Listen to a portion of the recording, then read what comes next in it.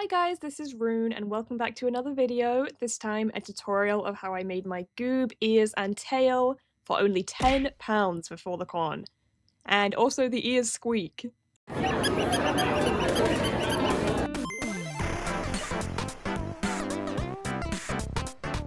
So here's everything you'll need for this project. You'll need a fluffy cushion, some craft foam, craft wire, a hot glue gun, a headband, some long fur trim, and a dog toy squeaker, which you can get at a lot of fabric or craft stores. You'll also need some scrap fabric, which I forgot to put in here. So the first thing you want to do is draw out the shape you want your dog ears to be on a piece of paper. This is going to be our pattern for cutting it out of the foam later. And I'd recommend looking at some pictures of actual dogs for this and deciding what shape you want them to be. And then you're going to carefully cut around the shape you've just drawn. Next, you're going to take your paper template and draw around it on a piece of thin craft foam like this. And then you're going to flip it horizontally and draw the second ear so it's flipped. And then you're going to take your scissors and cut both of your ears out. You want to make sure the bottom edge is a little bit curved because this is going to be the bit that's against your head, so it needs to be a little bit round instead of flat. Double check which way round your ears are supposed to be and then label the left and right ears. And trust me, this is a step you definitely don't want to skip because it's so easy to get confused and you don't want your ears to be the wrong way around later. The next step is to take the cushion that you bought and take out the inside filling. Make sure you put this aside because we'll be using this to stuff the tail later on. Take the cushion cover and turn it inside out. Make sure you remove any labels or tags or anything that's going to get in the way later. Next, you're going to carefully cut the seams of the cushion, and we want to preserve as much fabric as we can here, so make sure you do this very carefully to avoid damaging the actual fabric. But just cut all the way around the edge of the cushion to separate the two halves. When you get to the zip, carefully cut off both sides of the zip. Take one half of your cushion and put that aside for later. And then you're going to take both halves of your ears and put them right in the corner of this fabric. We want to preserve a nice big space for one half of the tail later. And then carefully cut them out.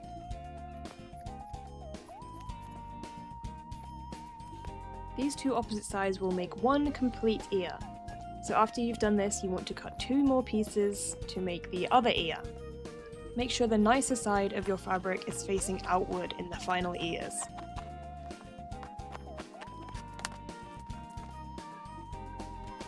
Next, you're going to take your foam from earlier and trim it down a little bit so it's about a centimetre or so smaller than the fabric.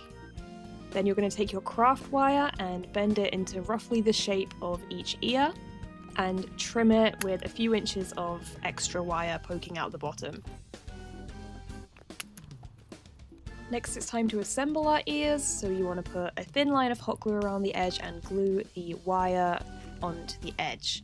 If you don't have hot glue, you can also use super glue or fabric glue for this. Next, glue your squeaker into the top half of one or both ears, depending on if you want one or two squeakers.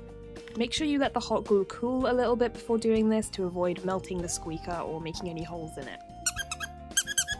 Put a little bit of hot glue on your back piece of fur for the first ear, and then glue on your foam, squeaker and wire combination. Then put a little bit of hot glue on the front piece and carefully line it up and gently press these together.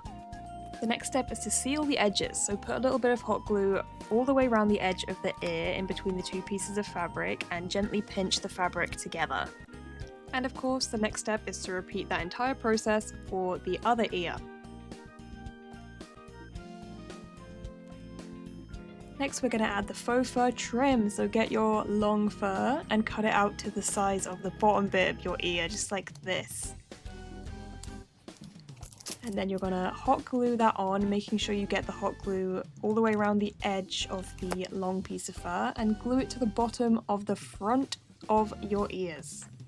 Give that a little brush and then get your scissors and we're going to trim it. So you want to trim more towards the top of the ears, making it basically as short as the cushion in the sort of middle and top section of the fur, as well as the part in the middle that's by your head. I'm not explaining this very well, but you basically want some long tufts around the bottom of the ears and then shorter as it goes towards the top of the ears to blend in with the rest of the fur. Then repeat this with the other side, making sure when you're trimming they look roughly similar to each other. They don't have to be exactly the same. Feel free to also add fur anywhere else you'd like on the ears, maybe a little tuft at the top if you'd like, but I wanted it to be nice and fluffy at the bottom and with short hair at the top. The scissors I'm using here are called thinning shears, which kind of thins out the hair without completely cutting it, but you can just use regular scissors if you don't have these. At this point I use my hot glue to seal the bottom edge of the ears together like this. Okay, our next task is to attach it to the headband. So you should have those 2 wires you left sticking out from the frame of the ear earlier. We're just going to wrap this around the headband a few times and then trim off the excess. Do this for all 4 of the wires. I use this method because it means you can move the ears around later on if you want them to be further apart. Also, the fur will mostly cover up the wire, so don't worry too much about how it looks right now. Alright, now you can put your ears on and bend them to the shape that you want them, and that's pretty much it for the ears. Okay, ears done, now onto the tail! First things first, let's make a pattern. So I just did this by taping a bunch of paper together and drawing out the rough shape I wanted my tail to be. Cut out this pattern and then cut out 2 copies of this from the other half of the cushion. Please, please, please double check that you can fit 2 of these onto the cushion half before cutting it out. Put these 2 halves together with the side you want facing outwards on the inside and then sew all the way around the edge. I just use a normal straight stitch for that first one, and then here I'm going in with a zigzag stitch to really reinforce the edges of the tail because I don't want any holes later. Turn the skin of your tail, I guess, inside out, and then get the filling of the cushion from earlier, chop that open, rip it apart, destroy her, and then use that filling to stuff your tail like this. Make sure you push it right to the very tip of the tail. And here I'm kind of squeezing it to like spread out the stuffing so it's nice and even. Next we're going to make the base of the tail, so you're going to want some thick like canvas fabric for this. If you don't have this, you can also just use several layers of regular fabric, which is what I'm doing here. So you want to draw around the base of your tail and then cut out the circle, leaving a little bit of seam allowance. And then I also cut out a circle of EVA craft foam just to reinforce it a little bit since I didn't have any canvas fabric.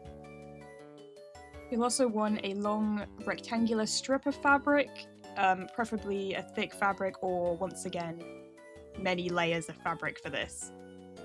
This is going to be what you use to attach the tail to a belt or ribbon. So you're going to sandwich your foam in between your circles of fabric if you're using foam and zigzag stitch all the way around the edge. You're also going to sew along the edge of your rectangular piece of fabric like this. And then you're going to cut your rectangle in half and sew it to the circle in the way I'm holding it right here. And this is what it should look like after you're done. So where I'm putting the Sharpie here is going to be where you put the belt or string or ribbon or whatever is going to attach the tail to your body. The next step is to attach the circle you've made to the actual tail, so you just want to hand sew all the way around the edge. So you're just going to sew in the same place a few times on the fabric to secure the thread, and then just sew through both layers of fabric all the way around the base of the tail. And we're on to the final step! Okay, this is also optional, but you're going to take a long strip of faux fur fabric, the same one we used on the ears, and just hot glue that on the underside of the tail, right near the end. This is just going to add a little bit of extra fluff if you want that for your tail. Make sure your fur is pointing towards the tip of the tail when you do this, and just carefully glue on the edge of the fabric bit of the fluff, making sure you don't get any of that hot glue in the fur, because that's going to be a nightmare to remove later.